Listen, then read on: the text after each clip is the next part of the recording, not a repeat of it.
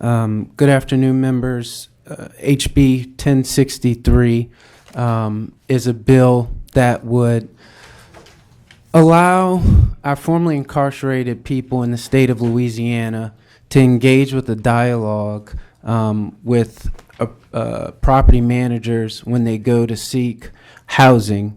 As it currently stands, nearly half of our population in this state have some form of a criminal record, and a lot of the housing application forms essentially screen formerly incarcerated people out of the housing process.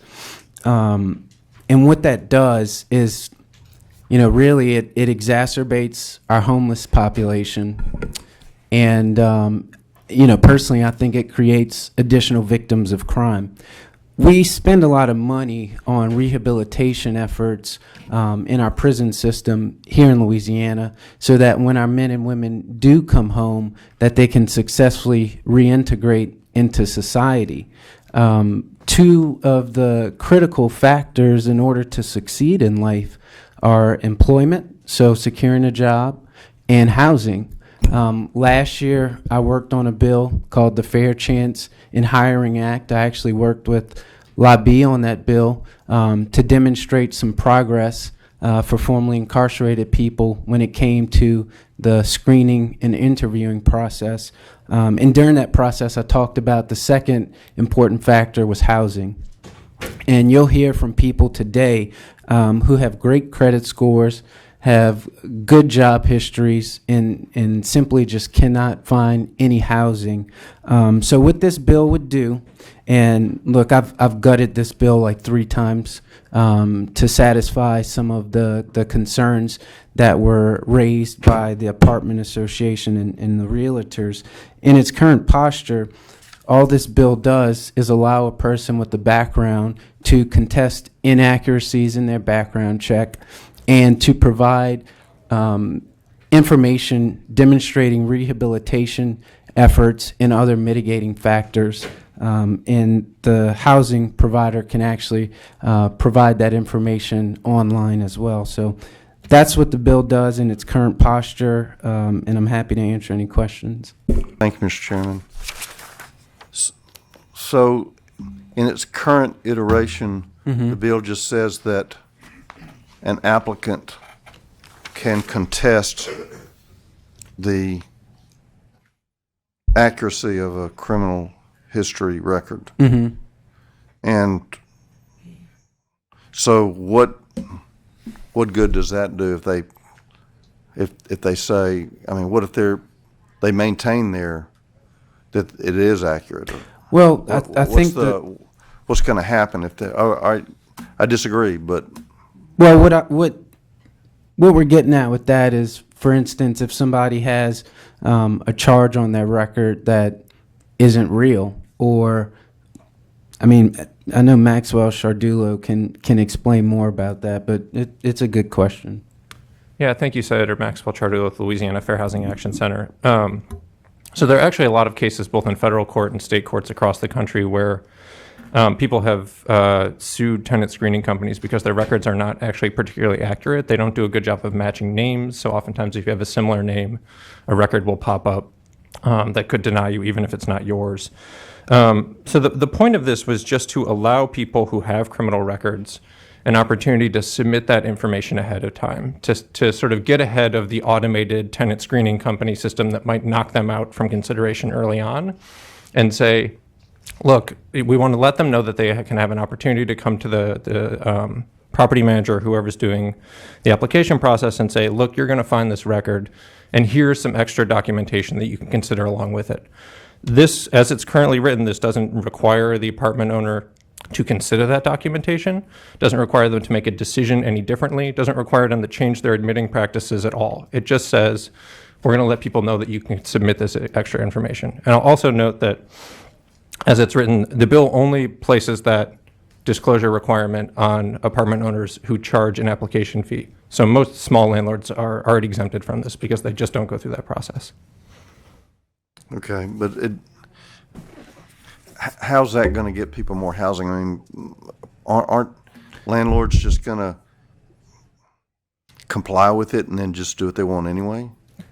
I mean, They could, but I think that this is progress. This bill certainly isn't everything that we want it to do. And as I mentioned in my opening, I really have significantly amended this bill 3 different times. Chairwoman Davis and Rep. Presley and even Representative Brian Fontenot have helped me throughout the process in order for this bill to get in front of you today so that you have the opportunity to vote on it. And really, I just want to see some progress, and I think it's important for those individuals that are making screening decisions to engage with the dialogue with someone instead of just essentially tossing their application because they have something on their background, and in some cases what shows up on their background is not even relevant for them. It's someone else, and it's not one of their charges. And so I think it's important to have that dialogue, and I think it's the first step. It's the first step, and I think it is tremendous progress.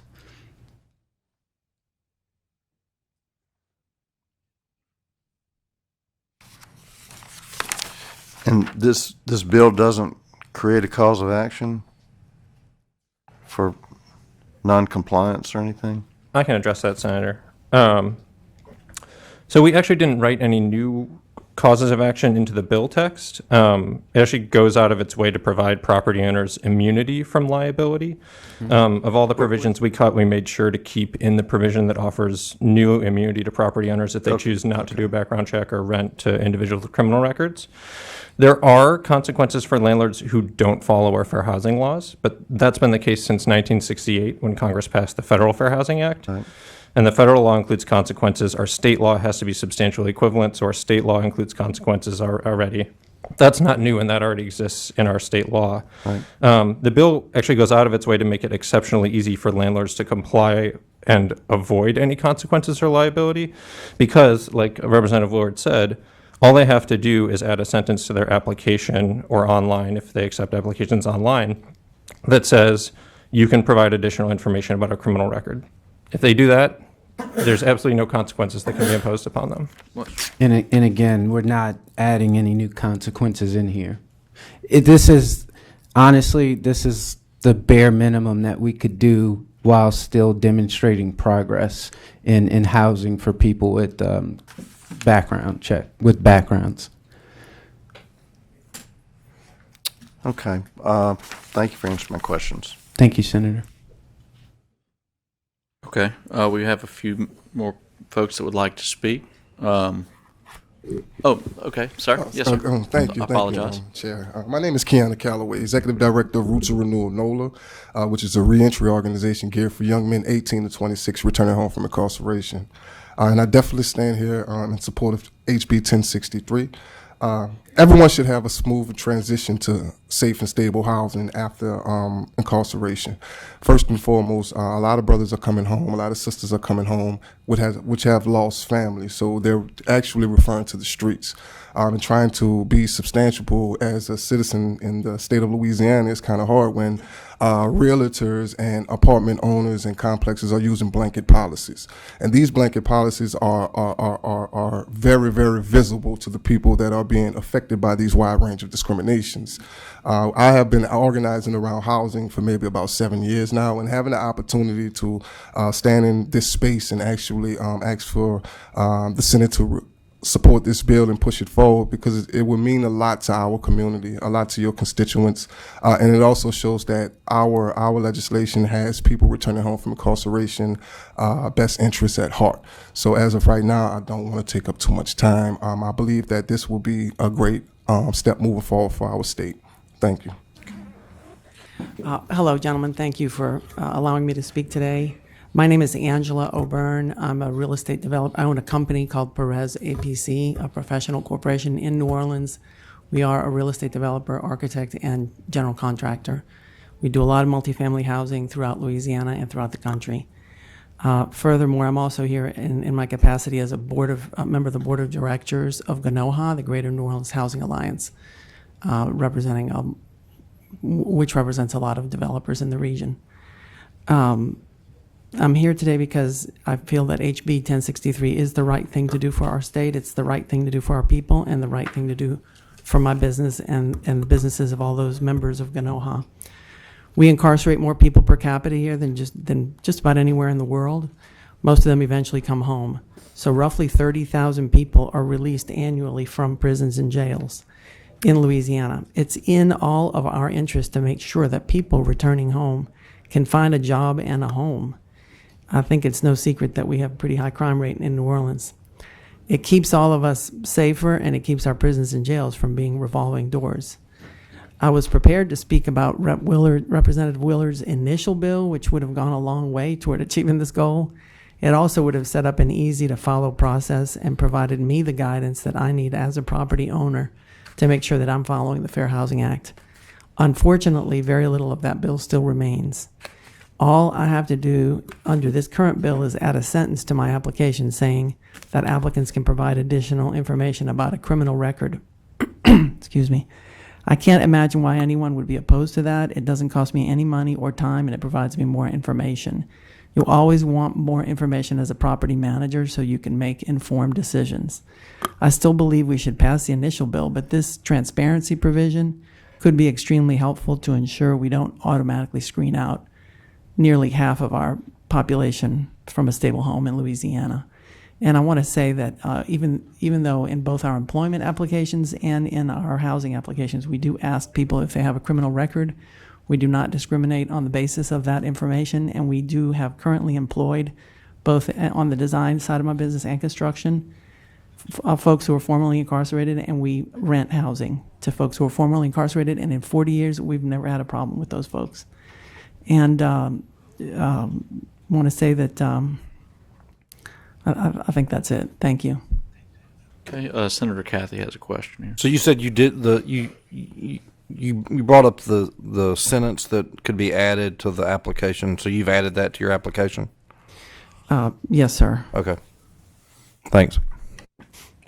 Okay, ma'am. My name is Leslie LeBlanc. I'm from Lafayette Parish. I'm currently employed by the Promise of Justice Initiative, and I hold a seat on the Democratic State Central Committee. But today I'm here before you as a former offender.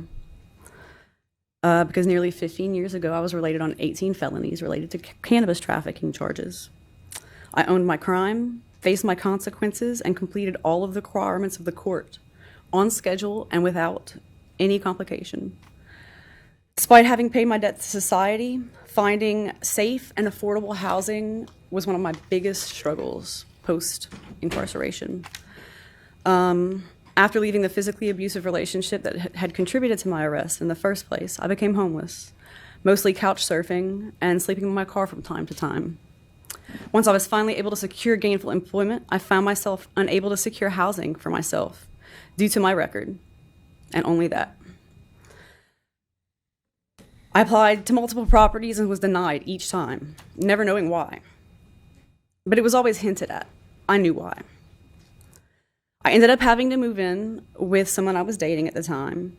And thanks, this kind of goes to answer your question, Senator Norris, about how would these apartment managers deal with this. But due to an apartment manager that took pity on me, an assistant manager, and she told me not to put my name on the application, only to put his, because she knew that her manager probably wouldn't approve it because of the blanket process. And so that's what I did, and that's the only reason that I had housing for about 2 years. So I do think that there are some apartment managers out there that would go on a situation by situation basis. And it still happens to me to this day. It's almost 15 years since this happened to me. I have a great credit score, a great job with a good salary, and I recently leased an apartment here in Baton Rouge and began to experience the same problems. I have 2 small children. It affects them. There are 50% of children in Louisiana have at least one parent with a criminal record. This affects their ability to get housing. And it's not only for me, but for them that I ask that you vote this bill favorably to the floor. Thank you. Senator Abraham, do you still have a question? I'm on. Okay. I guess my question is, I'm still trying to figure out what this bill does. If you still can, you still under this bill, as I understand it, not rent to someone because of criminal record. You just have to go through paperwork explaining why you're not doing it. So I don't. Senator Abraham, in the beginning, the bill in its original posture would have remedied that. We were trying to list out certain crimes and certain durations since the crime to ensure that those individuals could find housing. Like I said, I've really gone above and beyond and bent over backwards to address concerns from the apartment association and the realtors while still trying to demonstrate progress on this issue. I think it's very important for our people of Louisiana, our formerly incarcerated people, to be able to tell a little bit about their story with an apartment, a housing manager. And my hope is that the humanity comes out in the personality traits that we all love from the people of Louisiana, which show sympathy and want to do someone a solid and say, look, I understand that happened 20 years ago, in her case 15 years ago. You've rehabilitated your life. You're using those experiences to help other people. So we're going to look past this. But you can do that now. You can talk to them now. And No, because the current process now is overwhelmingly just automated.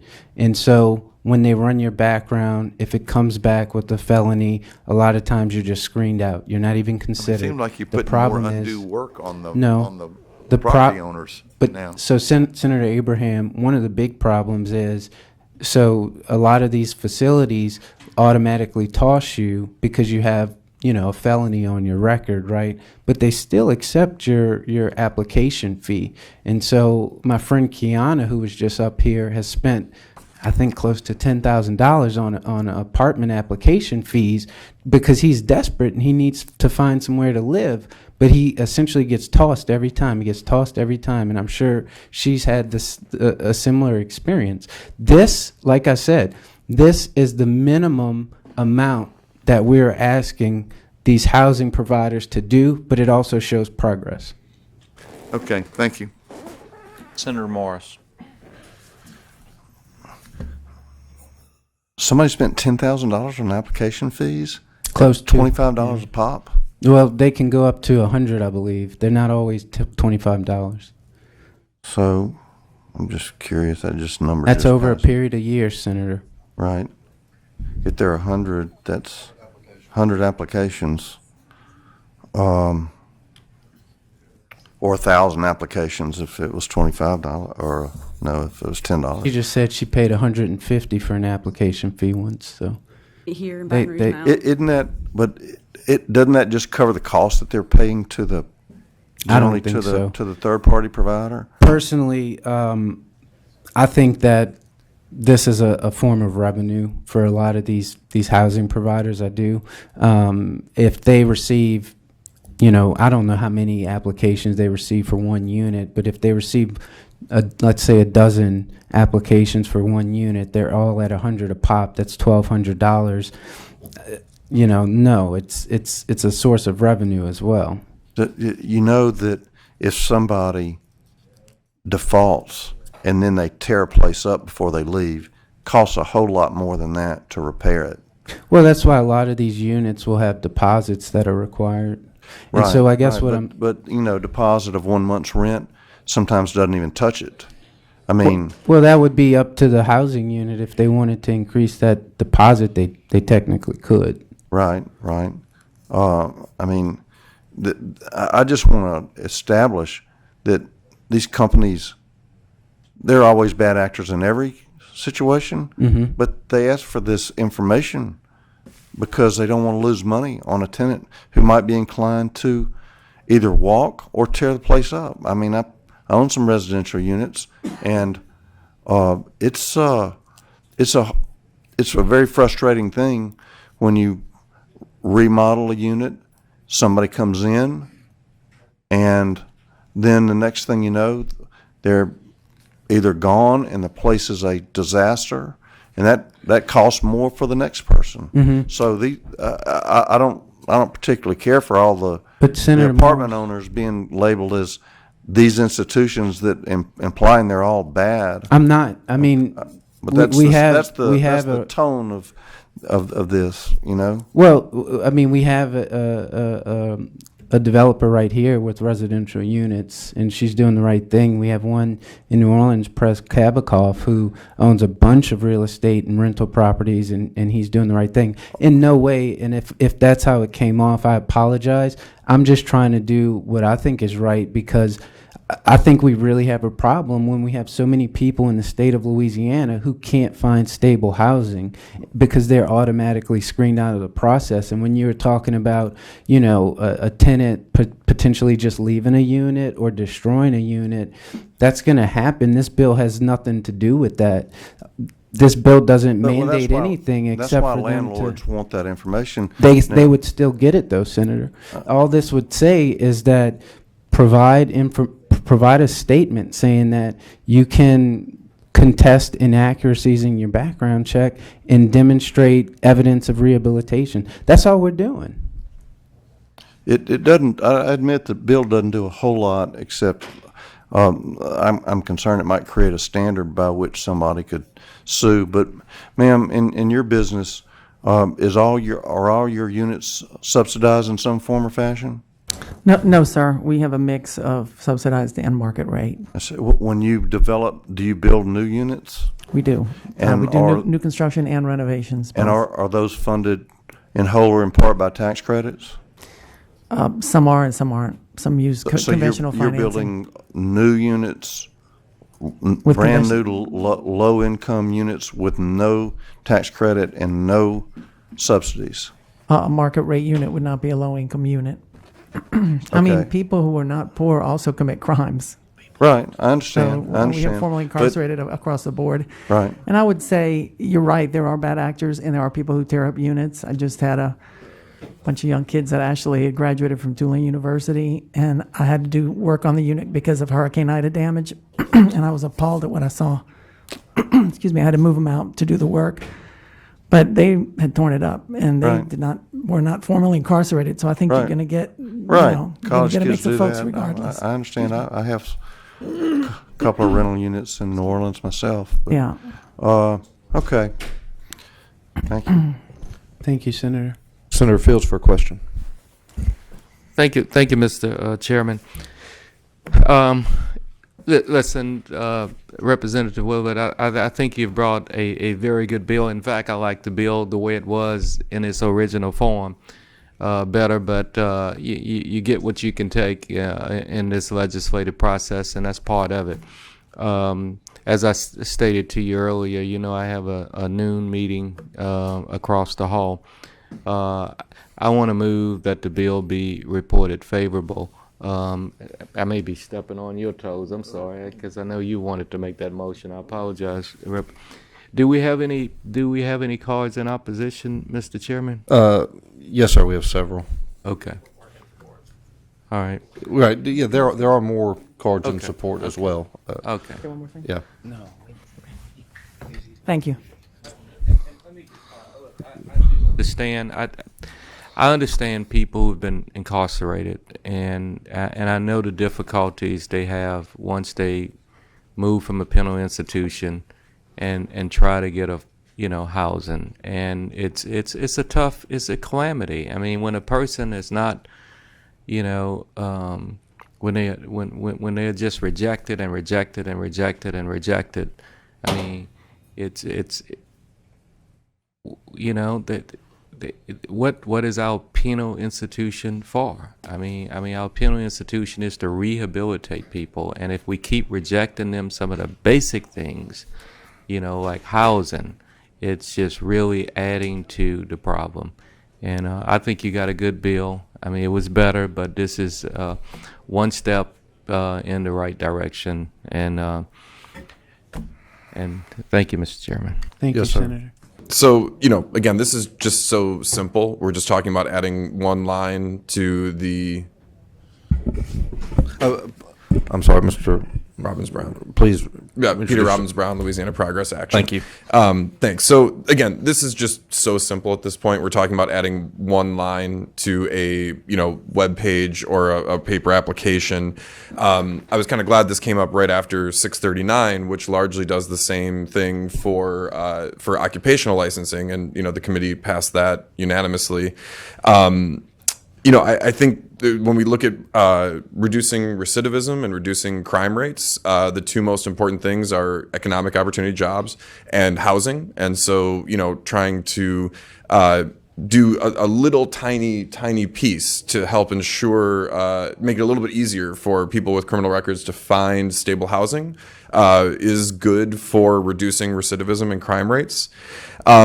And I think finally, this is also good. I shouldn't say I'm surprised. I think it's unfortunate that there is so much opposition from some folks who do rent, because I think this is actually good for property owners and property managers. It's incentivizing people to be more transparent and more honest on the front end, instead of trying to maybe not put their name on a lease because they're afraid they're going to get banned. This incentivizes people to come forward and say, this is what happened to me. This is what I did in the past. I've paid my debt to society. I was in a desperate situation. I've made it out. Please, instead focus on my credit report, on my job, on the changes I've made to my life. So I don't think this is just about trying to help folks with criminal records find stable housing. I think it helps the entire system because it's creating more transparency and incentivizing people to be more honest. Thank you. How you doing, Senator Ward? Committee. My name is Ronald Marshall. I was released from the Department of Correction last year, October 21st, 2021. I spent 25 years in prison. I just want to speak to one point that I often hear in committee concerning why certain people shouldn't live in certain neighborhoods. So there's this stigma around formerly incarcerated men and women that they're a danger to the community because they have a felony jacket. And I just want to say this. So inside the DOC facilities, it's like, I'm gonna give you a metaphor so you can understand what I want to say. So it's like, when you're incarcerated for as long as I've been, there's this humbleness that rises up inside of you. And when you walk out of prison, you carry that with you everywhere you go. You have no intent to harm anyone. All the work that I do and everybody that I'm associated with are formerly incarcerated men and women. And they're doing great work in the state of Louisiana. They're not a threat to anyone, anywhere. If you put them in a home and allow them to pay their rent, they're going to care for that home as if it was their own, because they haven't had a place to stay in 25, 30 years. They're going to love that apartment. They're going to take care of it. They're going to make sure the neighborhood is safe. And this is the metaphor I want to say. There's a thing called a snake bite antidote. And I shared this one time before in another committee. And this is how it works. If you're bit by a snake, you use that same venom to cure you. And when you walk out of prison, we committed crimes, we went to prison. But we become the cure for our society to cure some of the ills. I'm at VOTE. I served 25 years. VOTE staff is formerly incarcerated men and women. Kiana Calloway, formerly incarcerated. All the organizations in Louisiana and New Orleans are ran by formerly incarcerated men and women. So we're not in the business of harming the community. We're here to cure the community. That's why I do the work I do every single day. And to be discriminated based upon a felony is wrong, and it should be changed. If you're going to discriminate against us, then give us an opportunity to explain, like you do at the parole board. The parole board will not release you from prison unless you can show yourself have been rehabilitated while you was incarcerated. And that's all this line would do in this bill. Give us the opportunity to mitigate the circumstances and show the landlords and the realtors that we are better people and we do deserve some housing. Thank you. Thank you, my colleagues. Senators, I turned in a card and I mistakenly put that I didn't want to speak, but I did want to speak. My name is Amelia Herrera, and I'm with Voice of the Experience. I want to say this. Let's take formerly incarcerated off the table for a minute, and let's talk about Voice of the Experience. It took 4 months from moving from Natchitoches, Louisiana to Baton Rouge to find housing for myself and my grandkids and my daughter. And that is because of a mistake that was made in 2015. I was a nurse for 27 years, but I lost my husband. He was murdered, and my mother died 6 months later. So I spiraled, mental health-wise, everything. That led me to be in a predicament that caused me to be detained. Charges were later dropped. Those 10 months that I spent incarcerated, I lost my house, 3 cars, my children, and my family turned their back on me. So when I had to move and I was still being punished after being a tax-paying citizen for all these years, and each time I put $45, $90 on an application fee, only to have them put it in a pile and not even consider the person behind the application, just that that person had a record. Whether it was dropped or not, it was a record. So I literally was homeless for 4 months. That is what this bill is going to do. Whatever provisions that are inside this bill, however much it's been revamped, something is better than nothing when you're fighting for a roof over your head and your families. Please consider that when you consider voting on this bill. Thank you. Hi, thank you for your time. My name is Leslie Heindel. I'm a full-time realtor in Metairie, Louisiana, and I work predominantly in Orleans and Jefferson Parish. Coming here today is definitely out of my comfort zone. I never came to speak on an issue before. However, I saw an action alert from Louisiana realtors opposing this bill and immediately found myself frustrated, a little ticked off, because it didn't make any sense to me about what problems this bill would cause. As a realtor that lists rental properties, I do not normally screen for criminal records for the 2 reasons. Having learned from personal experience with screening software, it isn't always accurate. Having this bill in place would be helpful so that people can provide additional information when they do apply. For example, my own name was run when purchasing my home. I was identified with a name that wasn't even mine. Had I been applying for a rental, it could have negatively affected my ability to secure a place to live if I was not provided with the opportunity to explain that this may have come up.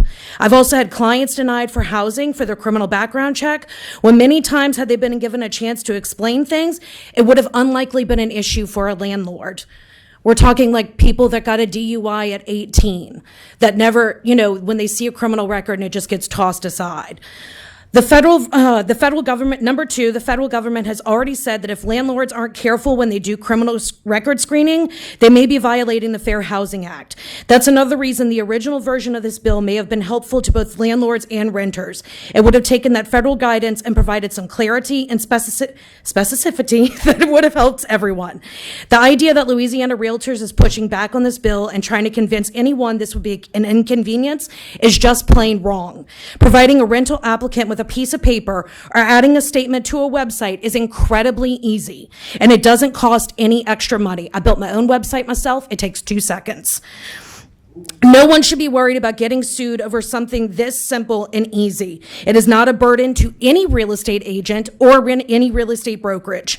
We can't screen out 40% of adults in this state from a home just because someone was too lazy to print out a piece of paper or add a sentence to a website. It's unfair to people who need housing. Thank you for your time. In the interest of time, I'll go ahead and start. Kim Calloway, Louisiana Realtors, here to testify today and explain the opposition we have to House Bill 1063 and tell you how it impacts our members. To understand our opposition, it's important to understand that realtors do much more than help people buy and sell property. Many real estate brokers and agents also engage in property management services, as you heard before. In fact, the Louisiana Equal Housing Opportunities Act's prohibition against discrimination and the rental of housing specifically applies to any person who participates as an agent in providing property management services. Therefore, any legislation proposing to amend the Louisiana Equal Housing Opportunity Act is absolutely 100% in our lane, particularly if that legislation creates new causes of action that may result in liability for the realtor who provides property managed services, which we assert that House Bill 1063 does in fact do. To ensure we were correct in this assertion, Louisiana Realtors submitted the bill in its current form to our National Association for review. The program that we submitted it to provides guidance and expert opinions to state and local associations across the country on legislative and regulatory issues that affect the interests of realtors. The answer provided to Louisiana Realtors was yes. As proposed, House Bill 1063 could make a housing provider's failure to provide an applicant with the required written disclosures a discriminatory housing practice, potentially exposing the housing provider to civil enforcement actions brought by the Attorney General or private employment or private enforcement by an aggrieved person pursuant to the Louisiana Fair Housing laws. The answer the National Association provided also stated that House Bill 1063 does not appear to protect housing providers against civil actions arising out of a failure to provide an applicant when the required written disclosures, because the immunity provided focuses on the rental of the property and not the disclosure aspect. There are some other additional concerns we have with the bill and its application as written. But in the interest of time, we'll just say that as long as the proposed language appears where it is in Title 51, Louisiana Realtors must oppose the legislation. The failure to post a disclosure of this nature should not rise to the level of a discriminatory housing practice for which our members could be exposed to liability. If this was in another area of the law, we likely would not be here today opposing the bill. Thank you.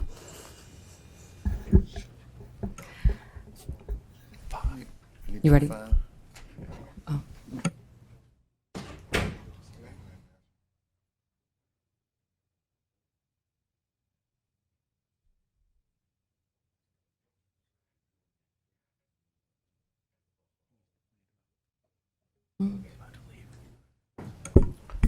Whenever you're ready. Thank you, Mr. Chairman and committee members. My name is Jennifer Ansardi. I'm with the Apartment Association of Louisiana.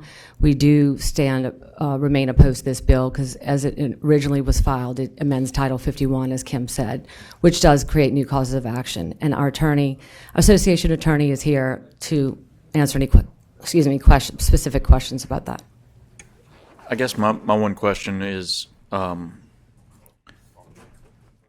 it not so much having to add something to the process as it is the potential of a new cause of action? It's multiple. Just one point. Last year we worked with Representative Duplessis and some of the advocacy groups, and we already were required under Title IX to disclose before we take an application fee what categories we check for and consider. And criminal background checks is one of them. So we already have to disclose in state law. We also already, under HUD guidance, are required to consider any supplemental documentation that they provide to clarify their record, and we do that regularly. We do rent to people with criminal backgrounds. Good morning, Mr. Chairman, members. On the surface, the bill seems not controversial, but like was mentioned earlier, excuse me, I'm Jim Rather. I'm the attorney for the Apartment Associations. I'm sorry, Senator Morris. This bill can't be looked at in a vacuum. It's not being placed in Title IX as a standalone bill. It's being dropped in Louisiana's Equal Housing Opportunity Act, which is Louisiana's version of the Fair Housing Act. There are differences, but it's Louisiana's counterpart to the Fair Housing Act. And within the Louisiana Equal Housing Opportunity Act, there's a very robust penalty scheme with punitive damages, attorney's fees, and court costs. So this is not a standalone bill that can be looked in isolation. It has to be looked at in conjunction with the Louisiana Equal Housing Opportunity Act, which, for any violations or alleged violations, the defendant can be subject to punitive damages, attorney's fees, and court costs. And this will lead to more litigation by the Louisiana Fair Housing Action Center looking for punitive damages and attorney's fees. And it's going to increase housing costs and reduce affordable housing in the state. I will point out that the Louisiana Fair Chance at Hiring Act, which was mentioned earlier, does not contain a punitive damages provision. It does not contain an attorney's fees provision. It does not contain a damages provision. Nor does Bill 639, which was voted on earlier. That doesn't contain punitive damages, attorney's fees, or court costs. The second thing I'd like to mention is the bill is unnecessary, as Ms. Ansardi mentioned. The Fair Housing Act, the Federal Fair Housing Act, already requires us to do an individualized assessment of people with a criminal background. And so that's already in federal law. And as Ms. Ansardi also mentioned, revised statute 93258.1 requires us to disclose that our members look at criminal background checks. I disagree with my colleague earlier who said that this provides immunity. The statute does not provide immunity from violations of this statute. So any of our members who are alleged to violate this statute are not immune. They will be subject to claims for punitive damages and attorney's fees and court costs. And looking at this big picture, although the bill doesn't say this, the long-term goal of this is to create a new protected class in Louisiana where those with criminal records are a protected class, just like race, gender, national origin. And that's a long-term policy goal of this legislation. And for all these reasons, we respectfully ask you to report it unfavorably. Thank you.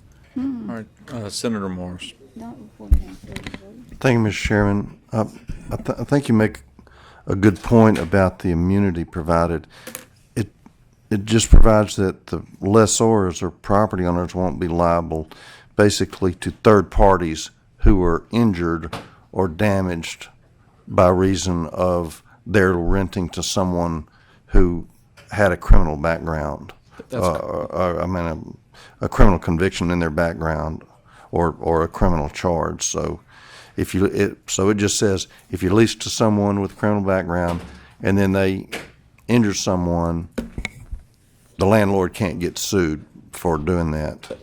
That's correct. And it's even worse than that, Senator Morris, because the way it's written, it says you can't be sued for the decision to rent to someone with a criminal record. Well, what if you didn't know they had a criminal record? What if that was withheld from you? Mm-hmm. And so the decision wasn't made to rent to someone with a criminal record. So it's even narrower than that. But you're right, it does not provide immunity from violations of this statute. Right. So this is in the context of Title 51, which has the Deceptive Trade Practices law in it too, right? Or I believe it's in the same title, but this is under the Fair Housing. A separate statutory scheme? Yes, okay. sir. Yes, sir. Are the punitive damages automatic? Or no, they're not. I think it's at the discretion of the judge. It's discretion. You don't have to prove, like some sort of knowing or any kind of. I believe you do for punitive damages. No treble, but just attorney's fees. No trebles. Yes, okay. Sir. Just curious. Thank you. Thank you. Okay, the board is clear. I'm going to read the cards in opposition, and we're going to have to get a quorum back before we can take action. But in the meantime, we'll have Representative Willard back up to close on his bill. A couple of things that was stated earlier. Just wanted to kind of get on the record and make a couple of comments. We talked about application fees and all of these different things and how, we couldn't understand how an individual would have to spend that amount of money on application fees. Well, I can tell you, after Katrina, I was working at the Attorney General's office, and many displaced people were putting in, and this has nothing to do with formerly incarcerated people. We're talking about people that were forced out of a city because of a hurricane. And one of the things that we had to do was then AG Fody had to express to apartment complexes that you couldn't just take people's money, because you had people that were displaced that was looking for somewhere to stay, and they was filling out these applications, and the apartment complexes had 100% occupancy. So we're ultimately taking people's money. And the AG had to step in and let it be known that this was not something that the state of Louisiana was going to tolerate. So I just wanted to put that out there because we're making it seem like, these sorts of things don't happen, but I'm telling you that they do. So I wanted to make sure we know that. Also, many of us were around when we did the reinvestment task force, and we know what the law was supposed to do in reference with the reinvestment money. That money was to go back into the system to try to help people, and that money's still doing the same. So I just want to make sure we understand that when we have people that's coming home that then did their time, they're coming home trying to find work, trying to find somewhere to live, and what I'm hearing to me is very disturbing from some is that we don't want those individuals in these places. Now, I've said it several times in other committees. I'll say it in this committee. I have family and friends that were incarcerated. I have family and friends that's still incarcerated. So I get it.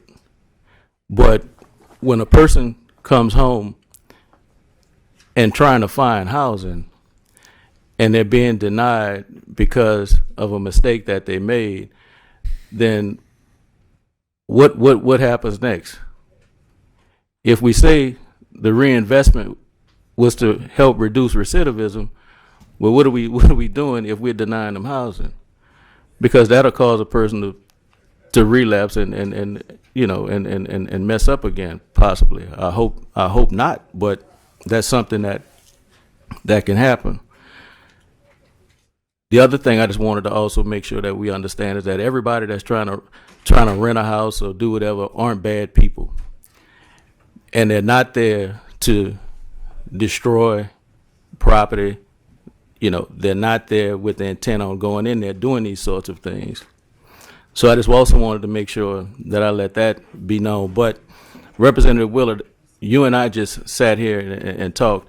Have you tried to work with, or have you been working with the individuals that are opposed to your legislation? Every step of the process.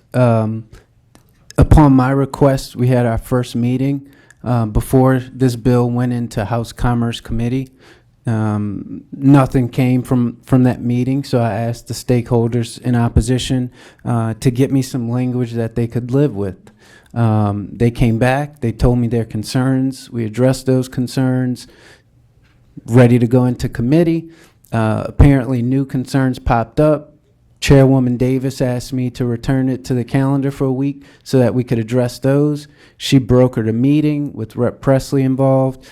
We addressed those concerns. We're ready to go into committee, and then all of a sudden, new concerns pop up, and that's been the goalpost keeps moving. It continues to move. The goalpost has continued to move all the way throughout this process. So we talked we talked earlier, and some of those that were against the legislation, we had a lot of conversation about immunity and immunity language. Can you talk to me about that, please? I want the committee to listen to this. So, members, there is an immunity provision, that final paragraph in the bill. That language came directly from the stakeholders in opposition to this bill. They requested that we put this immunity language in there because they were worried about being at fault if they rent to someone with the background or if they decided to not do background checks. And from what they just testified to, it sounds like they're now opposed to this immunity language provision that was inserted into the bill at their request.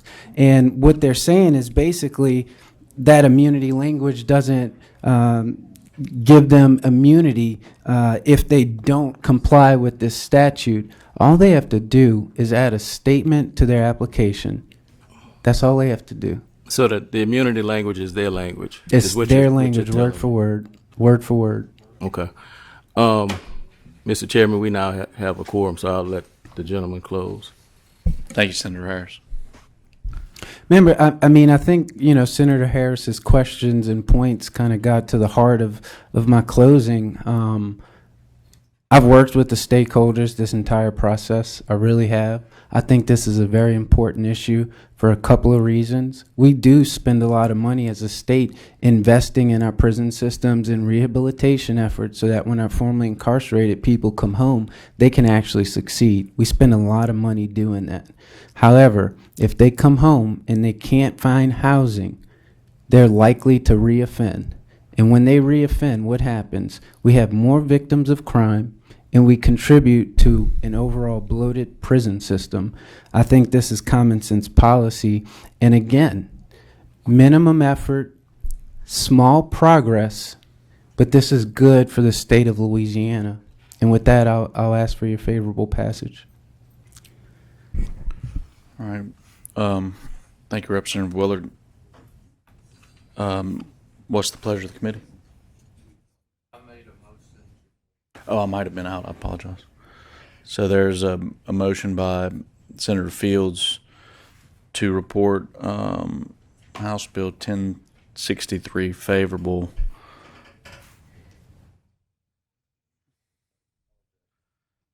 To which there is an objection by Senator Kathy. Madam Secretary, if you could call the roll, please.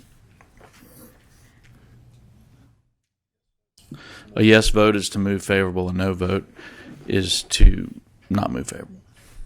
Senator Abraham? Oh, no. Senator Kathy? No. Senator Fields? Yes. Senator Harris? Yes. Senator Morris? No. Two yeas, 3 nays. All right. Thank you, members. Thank you, Representative Willard.